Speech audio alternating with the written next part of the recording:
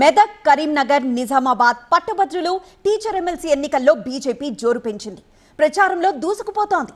నిజామాబాద్లో ప్రచారం చేసిన బీజేపీ రాజ్యసభ సభ్యులు లక్ష్మణ్ కాంగ్రెస్ ప్రభుత్వంపై మండిపడ్డారు.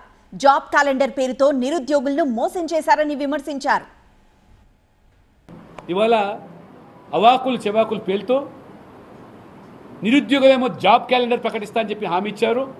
ఇప్పుడు జాబ్ క్యాలెండర్ వదిలేసి ఒక రాజకీయ క్యాలెండర్ ప్రకటిస్తున్నారు. ప్రతి 3 నెలలకు ఒక ఎజెండా. కొత్తగా కులగణన తెర మీద తీసుకొచ్చి కులాల మధ్యలో పంచాయతీ పెట్టి నువ్వు ఎక్కువ నేను తక్కువ అని మొత్తమే ఇవాళ బీసీలకు 51% ఉన్నదాన్ని 46% చూపించి మీ ఓట్ల కోసం, ఓట్ల కక్కుర్తి కోసం ఇవాళ కులగణన పేరు మీద కులాల మధ్యలో, మతాల మధ్యలో చిచ్చుపెట్టి 10% ఇవాళ ముస్లిం బీసీలు అంటే 12% ఇవాళ జనాభా ఉంటే 10% అంటే 190 మంది ఈ జనాభాలో ముస్లింలు, బీసీలు. కేవలం ఇవాళ ముస్లింల కోసం మాత్రమే ఈ కులగణన చేపట్టి రాహుల్ గాంధీ చెప్పాడు రోల్ మోడల్. అంటే దేశమంతా కూడా ఇదే విధంగా ముస్లింలందరినీ కూడా బీసీలో చేర్పించి బీసీలో పొట్టగొట్టడమే మీ రోల్ మోడలా?